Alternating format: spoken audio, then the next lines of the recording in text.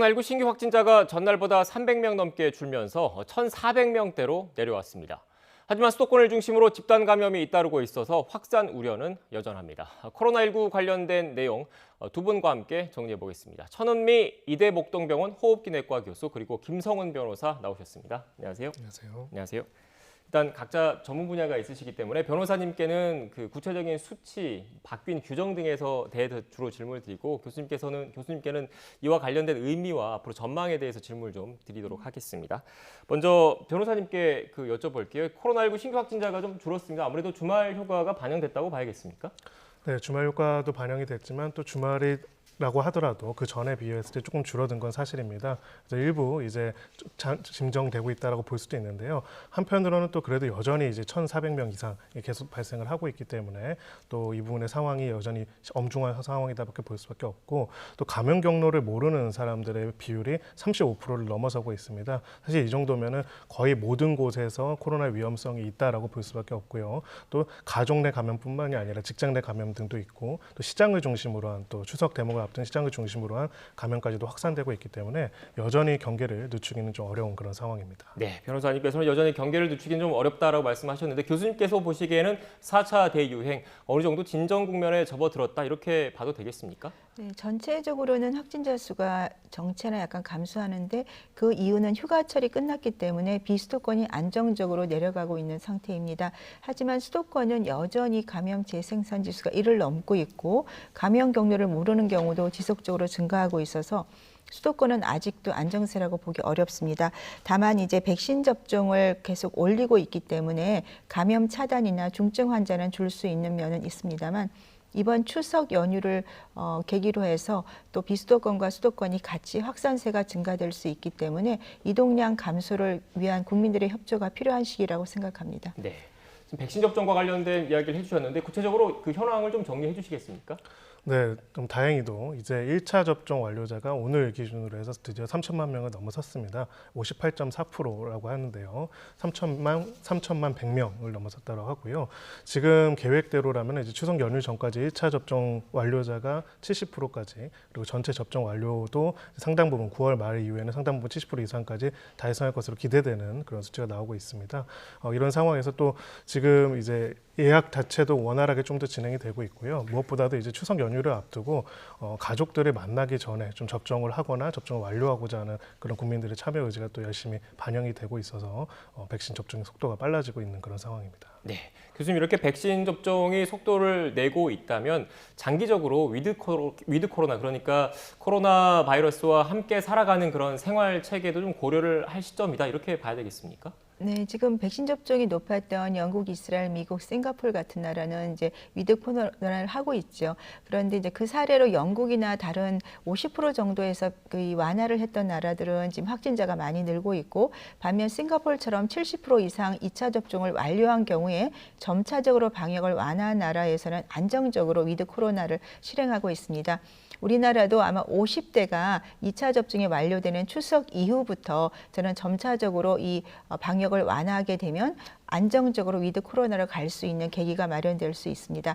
다만 우리가 전체적인 방역을 완화할 시기는 저는 10월 말 정도에 70% 이상 2차 접종이 완료가 되고 4분기에 경구치료제와 같이 효과적인 치료제가 나올 때 전체적으로 완화가 가능할 거라고 기대합니다. 네, 아직은 좀 위드 코로나까지 고려하기는 이른 시점이다라는 말씀을 해주셨는데 그 이유 가운데 또 하나가 일단 역학조사가 제대로 이루어져야 되는데 앞서 변호사님께서 말씀하셨지만 감염 경로를 지금 조사 중인 아직 확인되지 않은 비율이 꽤 높은 것도 조금 우려를 키우는 요인이잖아요. 네, 그렇습니다. 그 이유가 확진자 수가 많기 때문에 역학조사가 따라가지를 못하는 겁니다. 그래서 일본같이 이제 확진자가 갑자기 늘었기 때문에 제대로 역학조사가 안 되는 사례가 나오고 비수도권 같은 경우는 확진자가 적기 때문에 우리가 역학조사가 따라가지만 수도권에서 감염 경로를 모르는 그 비율이 증가하는 것은 확진자 수가 많기 때문입니다. 그렇기 때문에 지금 수도권은 사실은 아직까지 안정적인 상황이 아니고 우리가 델타는 이 바이러스 양이 한 번에 많이 나오기 때문에 내가 마스크를 쓰더라도 상대방이 안 쓸 때는 감염이 거의 된다고 보시면 됩니다. 항상 마스크라든지 손위생, 거리 두기는 앞으로도 꼭 지켜야 할 것 같습니다. 네, 일단 이렇게 현재 안심할 상황은 아니다라는 말씀을 해주셨는데 이렇게 확산세가 확연하게 꺾이지 않으면서 정부는 지금 수도권 4단계, 비수도권 3단계인 거리두기를 4주 더 연장하기로 했습니다. 관련된 녹취를 듣고 대담 이어가겠습니다. 이번 거리두기 조정은 9월 6일 월요일부터 10월 3일 일요일까지 4주 동안 시행합니다. 추석 연휴와 이로 인한 여파를 평가하기 위해 통상적인 2주보다 길게 설정되었습니다. 다만 추석까지 전 국민의 70%가 1차 접종을 받고 9월 말에는 절반 가까이 접종을 완료하게 됩니다. 이와 함께 국민들의 피로감이 큰 점을 고려하여 예방접종 중심으로 일부 방역 조치를 완화하게 됩니다. 네, 거리두기 관련된 그 정부 당국의 녹취를 들었는데 변호사님 제가 보니까 핵심은 이건 것 같아요. 현행 거리두기를 좀 연장을 하지만 대신에 백신 접종을 마친 사람에 대한 인센티브는 확대하겠다 이거라고 봐도 되는 거죠? 네, 뭐 여러 가지 세부 규정들이 있지만 사실 핵심은 그겁니다. 말씀하신 것처럼 지금 좀 어떻게 보면 완화되는 거는 백신에 미접종했지만 지금 상황이 나아졌기 때문에 완화하는 게 아니라요. 백신 접종률이 빠르게 올라가고 있기 때문에 백신 접종한 사람에 대해서 완화해 준다 이렇게 보시면 될 것 같습니다. 가장 대표적인 것들이 이제 소위 말해서 사적 모임의 인원 제한과 관련된 부분이죠. 과거에 저희가 지금 현재 딱 기준으로 했을 때는 원래는 2명이 접종을 했고 2명이 접종을 안 했다고 했을 때 4명까지 이제 같이 모임을 할 수 있었고 다른 사람들이 접종한 사람들이 예를 들어 3명이 있다고 하더라도 4명 이상이 불가능했다면은 이제 그런 부분들이 확대가 됐고요. 특히 식당과 카페와 가정 같은 경우에 그런 경우에는 4명, 8명까지도 가능하실 때 4명은 최소한 이제 관련돼서 이제 접종을 완료한 사람이어야 한다라는 뭐 그런 규정들이 밝혀졌습니다. 한마디로 이제 아까 교수님 말씀하신 것처럼 위드 코로나라는 하나의 방향성으로 가기 전에 일단은 접종을 완료한 사람들한테 여러 가지 인센티브를 주고 또 현재적인 생활들을 또 병행할 수 있도록 해주는 그런 구조로서 정책이 조금 바뀌었다 이렇게 볼 수가 있습니다. 네, 지금 시청자 여러분들이 또 헷갈릴 수가 있을 것 같아서 그 정부가 얘기하는 백신 접종 완료자의 그 기준이 1차와 2차 백신을 다 맞고 2차 백신까지 맞고 나서 항체가 형성되는 기간, 기본적인 기간 2주를 고려해서 2주가 지난 사람을 의미하는 거지 않습니까? 그렇습니다. 1차 접종자까지 사실 좀 고려를 했었는데 그렇게 하다 보면 아무래도 감염이 좀 확산될 위험이 있어서 2차 접종 완료 2주가 지나야 되고 얀센은 1차 접종 후 2주가 지나면 되겠습니다. 네. 이만큼 이렇게 백신 2차 접종을 완료하고 그리고 나서 2주 항체 형성 기간까지 형성된 사람에게만 백신 접종 인센티브를 준다는 거 결국 지금 그 백신 인센티브를 확대한다는 게 어떻게 보면 잘못된 신호를 줄 수 있다 이런 우려가 반영된 거라고 봐야 되겠습니까? 그렇습니다. 이제 백신 접종을 하더라도 우리가 이제 이 대면이라든지 그다음에 부모님 만나러 가는 그 정도만 지금 완화가 된 거거든요. 그렇기 때문에 일부에서 백신 접종을 한 상태니까 모임을 많이 해도 된다 그런 시그널은 전 아니라고 생각합니다. 네, 일단 지금 방역 당국 입장에서도 뭐 완화된 그 방역 조치를 완화하겠다 이런 시그널을 주지 않기 위해서 백신 접종과 관련된 확실하게 기준을 좀 마련을 했는데 특히 이런 고민을 하게 된 게 조금 있으면 추석 연휴가 다가오잖아요. 추석 연휴라는 게 고향에서 또 많은 가족들이 모이는 시점이기 때문에 관련해서도 그 규정이 새로 완화된 규정이 나온 거죠. 네, 그렇습니다. 이제 이번 추석 기준으로 했을 때 최대 8명까지 모일 수 있다라고 하고요. 8명의 기준으로 원래 처음에 보도를 했을 때는 직계 가족에만 해당된다라는 얘기가 있었는데 꼭 그렇지가 않고 친인척도 포함돼서 8명이다라는 그런 바도가 있었습니다. 다만 백신 접종 완료자 포함해서 8명이라는 규정 자체는 그대로 이어지고요. 많은 분들이 사실 가족 모임이기 때문에 궁금해한 부분이 영유아는 여기에 포함되는가를 궁금해 하시는데 일단은 여기에 대한 질의응답에서 질병관리청에서는 영유아도 이 인원수에 포함이 된다라고 이렇게 밝혔습니다. 그리고 여전히 8명이긴 하지만 이 8명이 가정 내에서 모이는 걸 전제로 하는 것이지 8명이 같이 소위 말해서 외부 활동을 하거나 같이 여행을 가거나 이런 것들은 여전히 제한이 있는 상황이라는 것들을 염두에 두실 필요가 있습니다. 네, 그러니까 쉽게 얘기해서 3대가 모일 수 있는 상황을 가정을 한 거잖아요. 할아버지, 아버지 그리고 자식까지 해서 거기다가 그 손자, 손녀까지 고려를 해서 8명까지 얘기를 했는데 기본적으로 접종 완료자가 4명은 최소한 포함이 돼야 된다는 이런 말씀이신 것 같고요. 성묘 같은 경우에는 어떻게 됩니까? 네, 성묘는 여기에 해당되지 않기 때문에 원칙적으로 성묘는 기존에 지금 있는 사적 모임 제한 기준이 적용되는 것으로 밝혀졌고요. 그렇게 이야기를 했고요. 나머지 이제 시설들이 이용하는 거나 그런 것들 또한 현재 이제 이 가족들한테만 제한되는 만들어지는 특별한 이제 완화 조치가 적용이 안 된다라고 보시면 됩니다. 네, 그러니까 집안 내에서만 가족들 최대 8명까지 만날 수 있는데 접종 완료자도 포함이 돼야 된다는 말씀이셨던 것 같고, 또 명절이다 보니까 요양병원이나 요양원에 계신 어르신들을 또 직접 찾아뵙고 인사를 좀 드리고 싶은데 그것과 관련된 규정은 어떻게 나왔습니까? 이번 추석에는 아무래도 요양원, 요양병원에 계신 부모님을 뵈야 됩니다. 제가 아시는 분도 굉장히 좀 몸이 안 좋은 분인데 네. 부모님 뵈러 가기 위해서 접종을 하신 분도 계시거든요. 우선은 사전 예약제를 해서 혼돈을 좀 줄이고요. 양쪽이 다 백신 접종을 완료한 경우에는 대면이 가능하고요. 그렇지 않은 경우는 비대면으로만 가능합니다. 물론 이제 가서 검사를 꼭 하시는 게 좋고, 저는 특히 이 요양병원에서는 종사자분들이 감염이 되시면 환자들에게 감염을 시키기 때문에 백신 접종을 하셨더라도 돌파 감염을 고려해서 주기적으로 검사하는 걸 꼭 권고드리고 싶고요. 부모님을 뵙기 전에 저는 검사를 꼭 하고 가셨으면 좋겠어요. 우리가 백신 접종을 한 경우에는 무증상 감염자가 꽤 있습니다. 안전하게 좀 그렇게 고려를 해주시게 되면 부모님 뵙고 와도 큰 문제가 없을 것 같습니다. 네, 특히 요양병원, 요양원에 계신 어르신들, 부모님들 같은 경우에는 면역력이 일반 성인들보다 상대적으로 약하기 때문에 그런 점을 충분히 고려를 해야 되겠죠? 네, 그렇습니다. 예, 알겠습니다.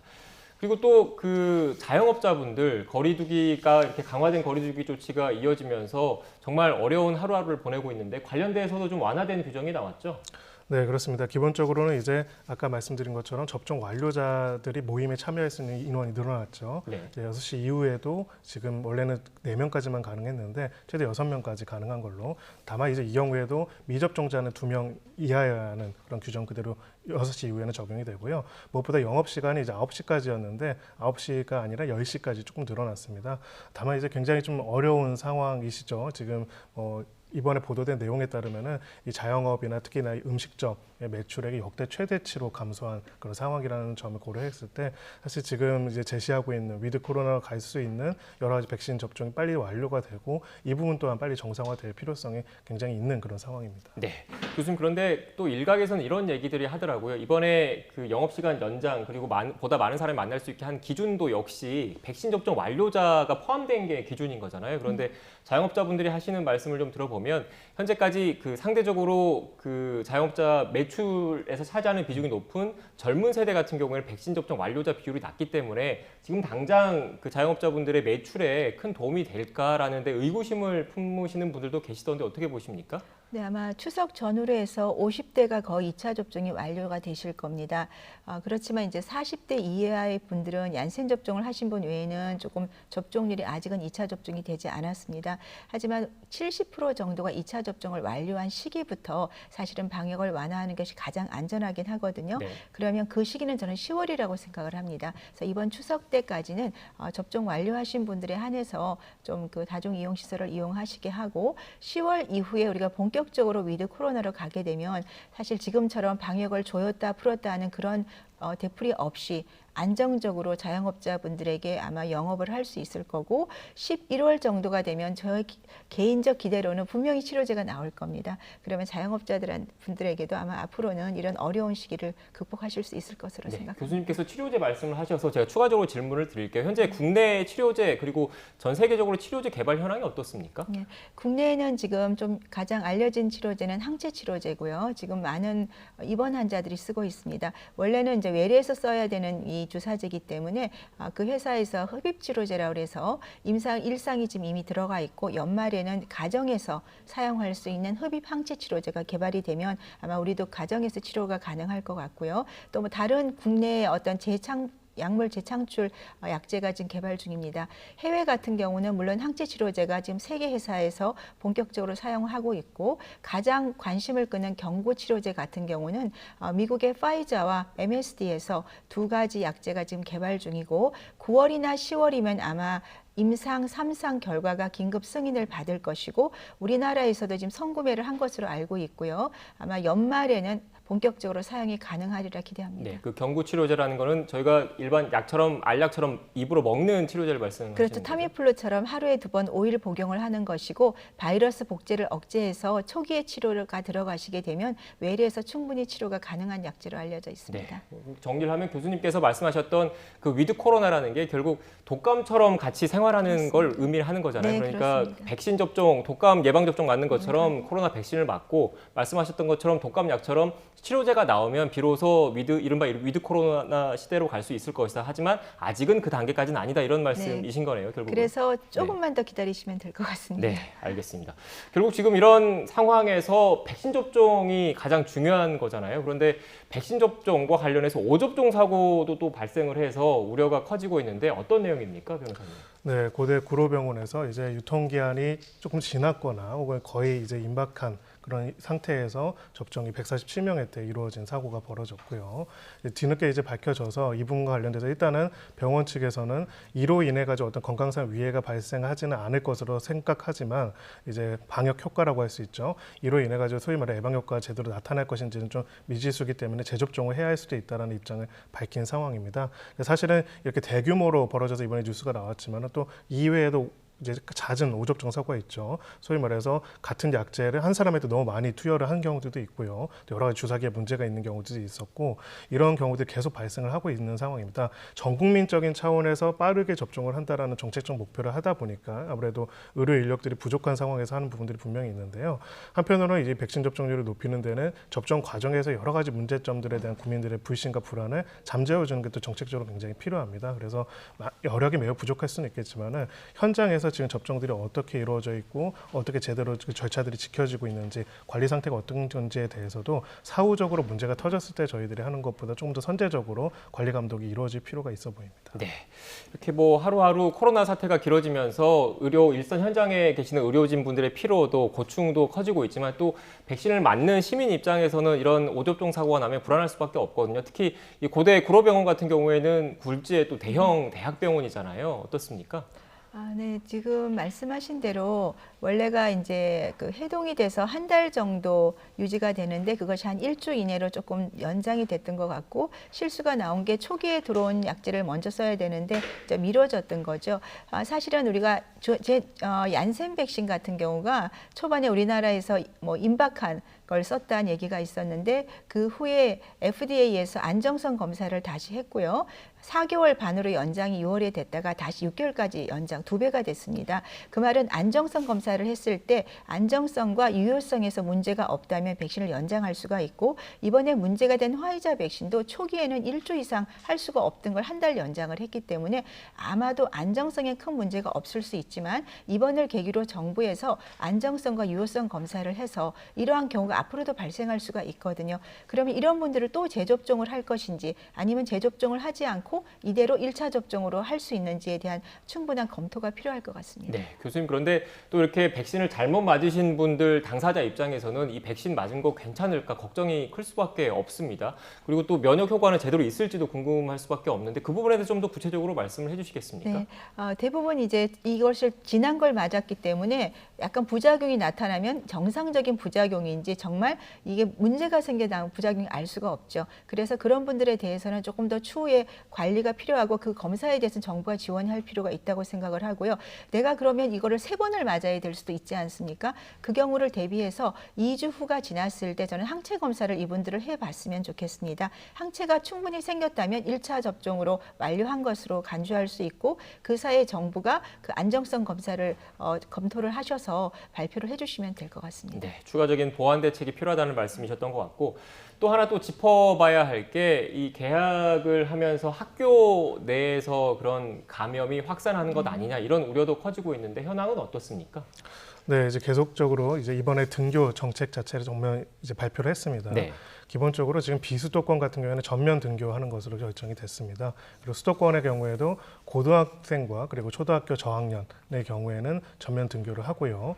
초등학교 고학년인 경우에는 2분의 1까지 그리고 중학생의 경우에는 3분의 2까지 이제 등교할 수 있도록 규정을 했습니다. 감염 위험성이 사실 작년 이맘때랑 비교해 보면 지금은 훨씬 더 높다고 할 수가 있죠. 작년 이맘때 저희가 한 100명, 200명 넘어간다고 해서 굉장히 난리가 났었는데 지금은 좀 떨어져서 1,400명이니까요. 그럼에도 불구하고 이제 이 코로나 코로나 사태가 길어지다 보니까 교육 공백이 너무나 문제이다. 그리고 전체적으로 위험도와 비교를 해봤을 때 문제가 있고 또 교육기관 종사자들의 접종률이 상당히 올라간 상태이기 때문에 이런 정책적인 결정을 한 것으로 보입니다. 그래서 지금 교육당국에서 또 이야기한 것 중에는 그러면 감염이 지금보다 더 확산될 경우에는 또 어떻게 할 것인가, 또 그러면 갑자기 등교 중단을 하는가에 대해서 일단은 현재로서는 감염이 더 확산이 되더라도 등교 중단은 안 하겠다라고 이야기를 했고요. 다만 이런 부분들에 있어서 또 대비를 해야 하기 때문에 선제적인 검사들을 지금 뭐 기숙학 학교가 있는 이런 학교들 같은 경우에는 조금 더 자주 시행을 하고 필요하다면 이제 매주 이제 시행을 해가지고 이런 부분들의 위험성을 최대한 낮춰보겠다라고 이렇게 답변한 상황입니다. 네, 변호사님도 말씀하셨지만 저도 아이를 키우는 부모의 입장에서 가장 큰 걱정이 그거더라고요. 물론 선생님분들, 교직원분들 백신 접종률을 선제적으로 접종을 했기 때문에 백신 접종률이 높은데 아이들 같은 경우에는 백신 접종 대상에서 특히 어린아이들은 빠져 있는 거지 않습니까? 이렇게 백신 접종을 하지 않은 아이들이 학교에서 감염됐을 경우에 어떡하나 이런 걱정이 사실 제일 크거든요. 어떻게 생각하세요? 네, 두 사례를 비교하겠습니다. 미국이 지금 한 달 전보다 5배가 증가해서 전체 감염자 22%라고 합니다. 20만 명이 감염이 됐고요. 반면에 영국 같은 경우도 지금 확진자는 거의 3만 4만이 나오는데 학생 감염은 상당히 적다고 합니다. 그 이유가 두 가지 전략을 쓰고 있습니다. 영국은 초기부터 굉장히 학생들에게 검사를 많이 했어요. 한 가지는 학교를 등교하기 전에 반드시 집에서 일주일에 2번 자가검사 키트를 검사를 해서 음성인 경우만 등교를 하는 방법을 쓰고 있고요.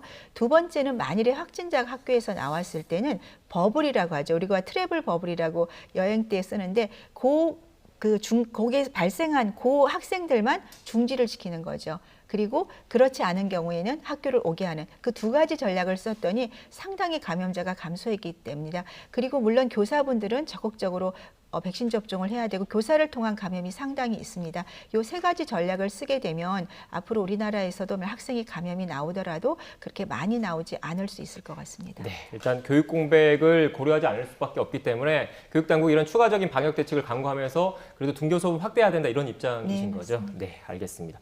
마지막으로 이 부분은 교수님께 여쭤볼게요. 보니까 뮤변이라는 게 또 네. 주목을 받고 있더라고요. 어떤 변이 바이러스입니까? 뮤변이는 5번째 관심 변이로 WHO에서 기록을 했고요. 콜롬비아에서 먼저 발생했는데 지금 빈도가 한 39% 올라갔고 미국에서도 지금 49개조에서 나왔습니다. 2,000명이 넘었습니다. 그 말은 델타만큼 전파는 빠르지 않지만 이 뮤변이가 가장 문제가 되는 것은 백신의 회피가 가장 높은 남아공의 베타 변이의 양상을 갖고 있어서 일부 나라에서 백신 완료자한테서 사망자가 나오고 있습니다. 국내에도 이미 5월부터 들어와 있었기 때문에 지금은 지역사회 전파가 없다고 정부가 발표를 했지만 저는 있을 수도 있기 때문에 검역을 좀 더 철저히 해야 되고 앞으로 뮤 변이에 대해서도 적극적인 관찰이 필요한 변이라고 생각합니다. 네, 알겠습니다. 지금까지 천은미 이대 목동병원 호흡기내과 교수 그리고 김성훈 변호사와 함께 코로나19 관련된 내용 짚어봤습니다. 오늘 말씀 고맙습니다.